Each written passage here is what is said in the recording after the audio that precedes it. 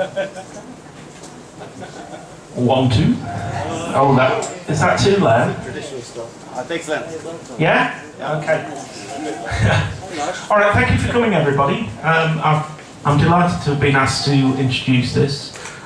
This is a new book looking at the Sex Pistols show in Oslo back in 1977. And I think it's a tremendous piece of work, a great bit of archaeology. But given the mythology around the Pistols, I tried to come up with a kind of joke to start things off. So, how many Sex Pistols fans does it take to change a light bulb? Don't know. Come on, guesses? None. None. No, the answer's 20. 20. Yeah, you need 1 to change the light bulb and 19 to swear they were there when it was changed. Okay. That's part of the endearing quality of this book, because as generations fade by, etc., etc., everybody wants to locate themselves at the scene of the action. And I certainly wasn't at the scene of the action because, believe it or not, the way I look, I was about 10 in 1977. But I do believe that the research into this is important, because I put up a little note about this evening's event on a website and got the immediate response, oh no, not another book about the Sex Pistols. Why could we possibly need another book about the Sex Pistols?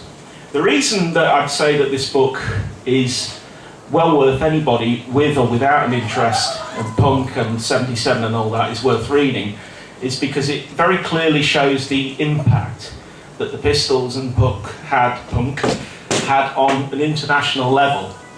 So a lot of people talk about punk in terms of 1977, 78, the UK and America, but actually it had a huge global impact, and in places like Oslo it started things off, it got things going, it gave people the impetus to kind of change their lives and change the way that things were done. Again, in the book, what I found fascinating that it's a non-linear narrative, and I like that because it picks out certain facts. And I think on page 145, I looked at a graph of Oslo rock gigs, and I think it was about 14 gigs a year in 1976, 77. And by 1985, when all this had taken place, you've got about 2,500 rock gigs going on. So it shows how a community that was kind of completely resistant to any kind of adventurous, energetic music actually accepted it and actually made it their own. And the great thing about the way that the world has interpreted punk is that it's done in its own manner. It doesn't abandon its own local language and custom, if you like. It actually integrates with it and gives a voice to people in their own language and culture. So I think it's an excellent book. I didn't want to say too many other things, but I've got some notes just in case I've forgotten what I was about to say. Yeah, I'm involved in an academic journal, and Roger there is as well, which we're launching, which is going to look at this. So one of the things, in terms of looking at things, it's the international community around punk, which we really doesn't get a lot of respect or a lot of attention. And I think this is one of those works that fits into that, because it actually says, look, even in a small European country, a discreet and interesting culture developed around all this, and that happened all over the world. So yeah, I would just recommend the book. I would say to people who would look at it as another Sex Pistols book that it is slightly more than that, that it is a book that actually does the research and does the scrutiny and comes up with quite a new angle. Okay, it's not just another retread. It's really well researched. A lot of work has gone into it, and the photos, as you can see, are fantastic. Absolutely fantastic. They're down there for anybody who can't see if you want to have a look around. And I don't have any other jokes to close on. I've used up my one shot at humour, so you have to forgive me for that. But I mean, if Trig would like to step up here, maybe I could introduce him before we get TV playing.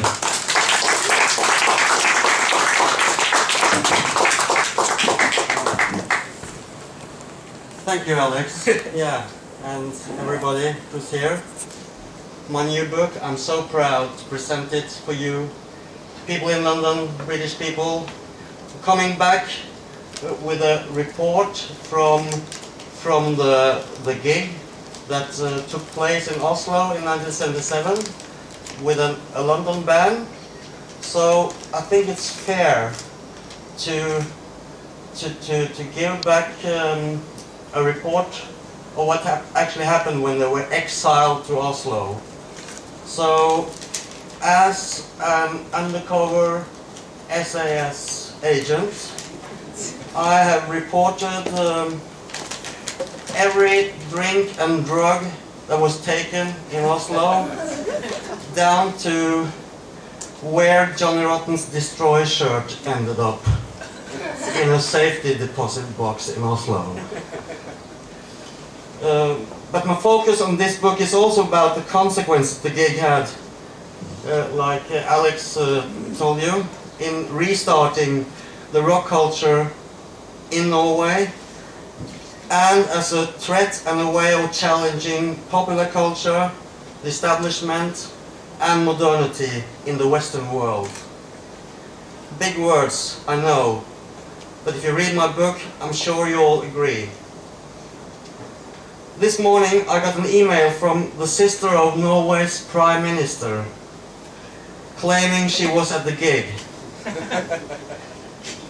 She's not on my original list of 214 people. But I believe Nini Stoltenberg is more proud of seeing the Sex Pistols in '77 than being the sister of Norway's Prime Minister. So that put things in perspective. Before I introduce T.V. Smith up on stage, I'm just going to say that this book is for sale and you can sign it if you want to. The pictures from the book, some of them are for sale as well, and you can watch them. They're beautiful pictures, a lot in colors. A unique picture you haven't seen before. There's about 47 unpublished pictures in this book, together with published, of course, but all taken by Norwegian photographers. But I also had to thank some of the people who were quite close to me in doing this book, especially my co-researcher Harry Nordskog. A big hand for him.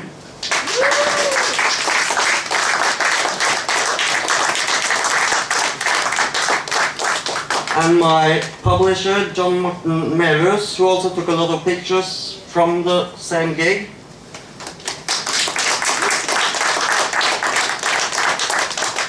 And a big hand to Lorraine O'Keefe in London, who translated the book and made it readable for you British people.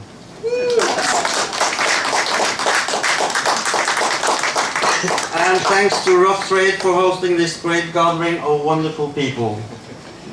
So now it's only for me to introduce my good friend T.V. Smith, who's going to do some classical advert song from 1977, recorded and immortalized by the adverts. Yeah, of course. So, T.V. Smith, everybody.